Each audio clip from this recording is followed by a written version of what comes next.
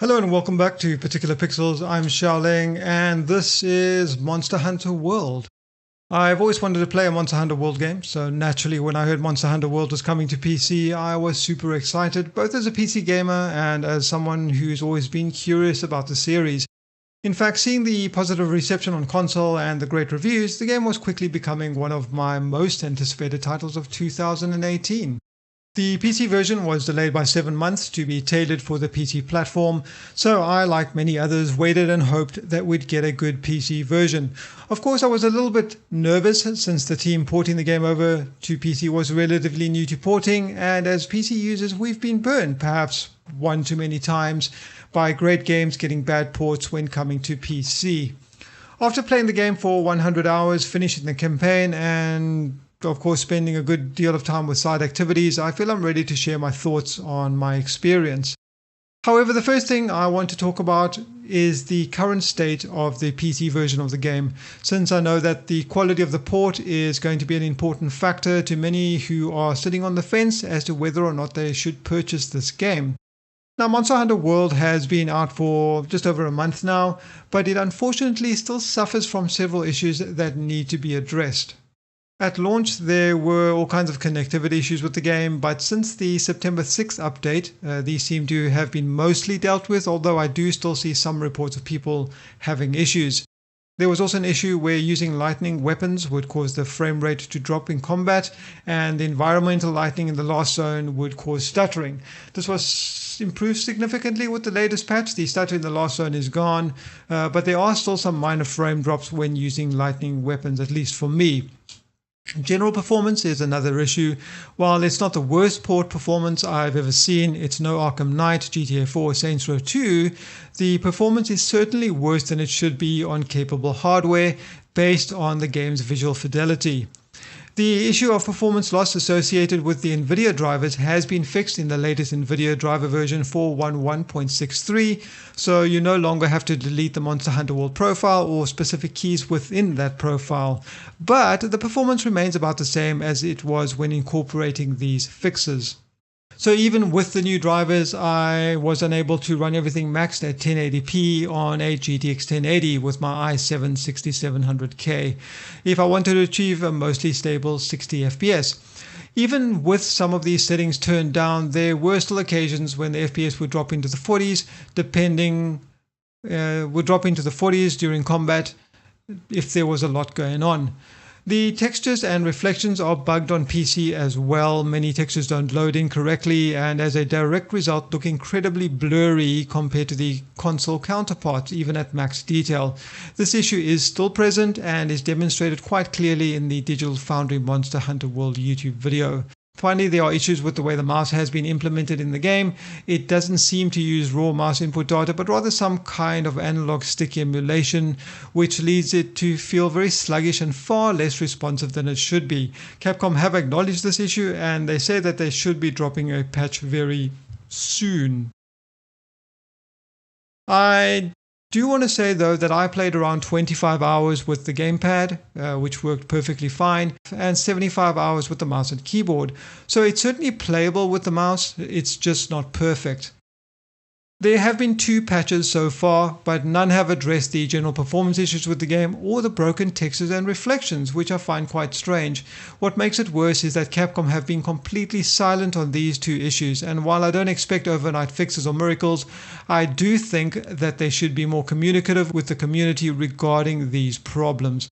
I'm also left wondering what exactly it is that they've been doing all these 7 months. They said, and I quote, "Hopefully PC users won't mind waiting a little bit longer for us to bring you a really great optimized PC experience." As far as PC experience goes, it certainly wasn't great, and as optimization goes, it certainly wasn't optimized. The Steam reviews are sitting at mixed. However, I do want to emphasize that the majority of the negative reviews we see on Steam are due to the technical failings of the game, not the game itself. That said, I'm not sure where IGN got this beautifully implemented port and surprised how good the mouse and keyboard worked from. It's almost as if they played a different game. At any rate, with all of that out the way, let's talk about the game itself. The story of Monster Hunter World revolves around tracking an elder dragon by the name of Zora Magdaros that has made its way into the new world. You're part of the 5th Fleet and need to find out why it's there and what's causing the strange behavior of the creatures that live there. Even though the story is average at best, the voice acting mediocre and the lip syncing probably the worst I've ever seen. Maybe that's because it's supposed to go with Japanese voiceovers, although after setting the game to Japanese, it's still pretty bad. I don't want to tread into spoiler territory because along with its flaws, it's still part of the Monster Hunter World experience and does a decent job of introducing new characters, new monsters, new mechanics, and new areas to the player. You get to create and customize your character and palico at the start of the game. It's not the most robust character creation I've ever seen, but there are enough options to fiddle with that will allow most people to create an avatar that they're happy with. After the tutorial, you're given a choice of 14 weapons. Once you've picked one, you're thrown into the ancient forest, the first zone of the game, to investigate a monster problem, which accumulates in you having to hunt down a few boss monsters before moving to the next zone. My encounter with the first monster was a great experience. It was a tense back and forth battle, striking where I could with my dual blades, dodging attacks, leaping off high ledges, to mount and strike the beast from above, with the beast trying desperately to shake me off by ramming itself into the environment. After a grueling battle, the beast retreated, with me giving chase, leading to the final confrontation where I was able to down the creature and scavenge it for parts that I could use to craft a better set of armor. It really felt like a victory, a genuine battle, a dance of survival, and it was incredibly rewarding. Now, when I first heard of Monster Hunter World, I was a little bit worried that the monsters may end up feeling gamey, like most video game bosses, with set patterns and attacks that you have to learn by trial and error, because they don't often make very much sense and they're almost impossible to read. This is definitely not the case with Monster Hunter World. These bosses behave like believable creatures. If they have horns, they'll ram you. If they have tail spikes, they're probably going to try and smash you with it. And if it's got a lot of head armor, it's probably going to try and charge you. And it's because of this that the encounters feel so much more engaging and alive and have a greater sense of immersion. As the game progresses, the monsters of course get larger, stronger, and more complex. But that sense of awe that I had from that first encounter, that feeling of immersion, the feeling that I was hunting a real and dangerous creature, continued throughout the game and never let up. If anything, the tension increased as the battles progressed in the game. I never felt that I got too powerful for the monsters that I was fighting or that the battles became too easy. The only difference being that I needed to be more well equipped and prepared for each successive hunt. Hunts can also be interrupted by other large monsters that can complicate things somewhat. They'll even fight each other, which is quite a sight to behold. And this is another aspect of the game which I think makes the game world more believable, and yeah, it's pretty awesome. I don't want to talk about the monsters that you're going to be fighting, what they are, their mechanics, since I believe that the sense of the unknown you have when encountering these creatures for the first time is a big part of the Monster Hunter experience. I'd recommend that you don't watch guides or play those encounters with others until you've defeated the monsters yourselves, if you want to get the best experience, in my opinion. I will say though that there are plenty of monsters to hunt, 35 at the moment if I'm counting correctly, not counting the more powerful versions of some of the same monsters, each of which provide a very different battle. This is further diversified by what weapon you have chosen to use. There are 14 different weapons that you can switch between, all of which play so differently that in some cases it almost feels like you're playing another game. Each set of weapons comes with its own set of combos and mechanics. Dual blades, for example, are incredibly fast but require that you be very close. Enabling demon mode builds up your archdemon meter, consumes stamina constantly, and does an incredible amount of damage for quite a short time. Whereas archdemon mode is a hybrid between normal and demon mode, so you're constantly jumping between these two modes in combat, managing your stamina, managing your demon meter, and trying to do as much damage as possible and be as efficient as possible. And this is the weapon that I use the most in the game. Then there of course is the insect glaive, which has a longer reach and has a number of airborne attacks, and an insect which you shoot at the monsters and depending on where you hit them will return a damage buff or a speed buff, for example, in addition to attacking the monster and putting debuffs on it itself. Mounting the monsters is also much easier with this particular weapon since you are airborne a lot of the time, and so this flow of combat and playstyle is unique to this particular weapon. Of course, there is more to these two weapons as well that I'm talking about here, but this is not a weapon guide.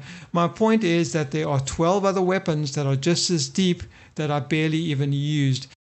Each one of these weapons require mastery in order to use effectively. In addition to the weapon variety, each weapon has variations, and each variation has an upgrade tree.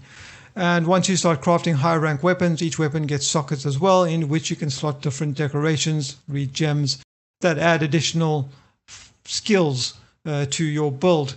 So even though you may be fighting a monster you fought numerous times before, using a different weapon will change the encounter quite dramatically.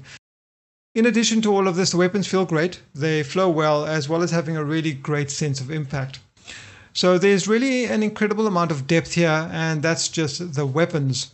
The armor is the same. Each monster drops pieces of armor to create an armor set unique to that monster. Each piece has a skill associated with it, so you maybe lose less stamina or you have more resistance to a specific element, etc. The more of that skill you have across the pieces of armor, the more effective it is. In addition, if you equip 3 or more pieces of a set, you get an additional set bonus. Once you reach a higher rank, armor becomes even more diverse. There are 2 sets of armor for each monster.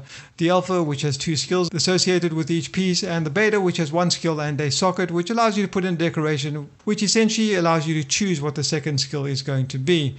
I used a poison build when I was playing, so I equipped the pink Rathian set, which enabled the poison debuff to last longer. I had the poison skill on 3 pieces of armor, so my poison was 30% more effective. And in addition to having constant stamina consuming abilities used less, because of demon mode, and my dual blades were set up to do additional poison damage. There are so many variations and armor types that there are plenty of ways to set up your build depending on your playstyle. You can actually save up to 7 different equipment sets depending on the monster you want to hunt or the build that you want to run with. And finally, you earn armor upgrade orbs from doing various quests, which can be used to increase the defense rating of each piece of armor. The game is divided into 5 separate biomes aside from the hub areas, so it's not an open world game per se, but each biome is a large, well-designed set piece that's an absolute joy to explore. There is a ton of detail in each zone, each complex in its own way and so different from the last, which does keep things fresh, and each one feels like a living, breathing ecosystem. The biomes have some unique collectible items that can be used for crafting, like herbs, bugs, mushrooms, mining outcrops and the like, which can be used to craft various items and potions, which are crucial in the later game for survival in the longer, more difficult battles. So in a typical session, you'll be exploring one of these zones, collecting resources that you come across, tracking footprints that you come past, which increase your knowledge of each respective monster, learning their strengths and weaknesses, as well as what they drop in from which part. Then eventually you'll find your target and take it down and loot it for parts. After which you'll head back to town, craft yourself some new armor if you have enough of the parts to do it, upgrade your weapon, craft more supplies, select a new mission, and head out again. That's pretty much the gameplay loop of Monster Hunter World. There are 5 different types of missions to choose from. Your assignments, which are essentially main story missions, which push the story forward. Optional quests, which are your side missions given by various NPCs that will add new food types to the chef menu, which when eaten will infer various buffs at the beginning of a mission, or upgrade the various facilities that you unlock during the campaign, like the botanist, for example, where you can actually grow your own ingredients for crafting various potions. Then there's investigations, which are unlocked by tracking footprints in each zone. These are hunt/capture missions where you will have to hunt or capture single or groups of monsters and receive monetary, point, and armor rewards. Then there are events, which are timed events that offer bonus rewards if completed. Finally, expeditions, which are essentially free roam mode where you can just go and explore the biome without any time constraints, but still have the opportunity to hunt monsters in that biome. Later in the game, you will unlock the ability to fight monsters you've killed before in the arena as well, and depending on the difficulty, you maybe fight more than one at a time, but the rewards will also reflect the difficulty. At a certain point in the story, you'll also unlock high rank mode, which I touched on earlier, which will unlock new armor sets and new weapon variations. Once you unlock this mode, you do have the option to load into each biome in either high or low rank mode, or do the quests which fall into one of these 2 categories. This of course determines what monsters you will encounter and how hard they are going to be. In high rank mode, the monsters of course are stronger versions of the ones in low rank mode, but there are also some new monsters thrown into the mix as well, which you won't find in low rank mode. In general though, these monsters are tougher and do more damage, but will also drop high rank parts that are used for crafting high rank or in-game armor and weapons, as well as decorations that can be socketed into your weapons and armor. As you progress further into the game, more powerful tempered versions of the hiring monsters appear, so these are even more challenging versions of the monsters and drop even better loot, but these battles can be quite tough. Many say that finishing the campaign is really where the game starts, and in some ways I can see why if you have the time. However, I did notice that once I finish the campaign and then some, which will probably take around 40 to 50 hours if you don't do lots of the side activities like I did, and I killed a few tempered monsters, my enthusiasm started to wane. And there are a few reasons for this. I'd been living and breathing Monster Hunter World for weeks and probably needed a break. And also I didn't have any friends who were playing the game. I say this because the end game is all about fighting stronger versions of monsters you've fought already, and farming for the parts you need for the endgame armor and weapons.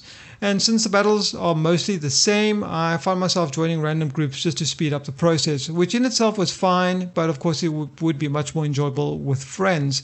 That's not to say that I've stopped enjoying the game though. I'm certainly going to get back into it when I have more time, and hopefully some of my friends will join me. I enjoyed almost every aspect of the game aside from the technical issues I talked about earlier. There really isn't too much to fault the game on except its UI design and the camera occasionally getting in the way. The UI is far too convoluted and unintuitive. Simple things turn into a slog of multiple key presses, and at first glance it can be pretty confusing. Yes, you'll eventually get used to it, but it should have been far more streamlined for PC, far more user-friendly. Another odd issue is when playing with the mouse and keyboard, for example, you get access to the hotkeys. The problem is that you need to press F1 to 4 to call up an overlay before you can press the number 1 to 8 that serve as hotkeys, which defeats the point of hotkeys. In addition to this, none of the hotkey binding can be customized, which was very disappointing. It's doubtful that this will be changed, but it would be nice. I actually ended up making macros with my Rocket mouse keyboard to access 2 of the 4 menus quickly. Monster Hunter World is an incredibly big game. There is so much about the game that I can't cover in depth here. The Pirate Captain that appears later in the game where you can spend points to buy stuff, the ability to send out Palico teams to get resources, the Melder where you can meld items or decorations together or craft other items or decorations, and the training area where you can try out builds and weapons. There is a staggering amount of content on offer here if you have the patience and the time to get into it, and of course if you can get past the technical issues I spoke about earlier. However, despite the technical failings of the PC version of Monster Hunter World, they weren't enough to prevent me from enjoying the game immensely. And they are certainly not bad enough to prevent me from highly recommending this game to anyone who even has the slightest interest in the series or loves the idea of hunting and battling monsters. Whether you plan to play it solo or co-op, it's well worth it. And I think that about sums up my thoughts for Monster Hunter World. If you guys have any questions or comments, you can leave them in the section below. Of course, if you enjoyed the video, don't forget to click the like button, or click the bell icon if you want notifications when I do release new videos. Thanks very much for watching, guys. I've been Xiaoling. Until next time.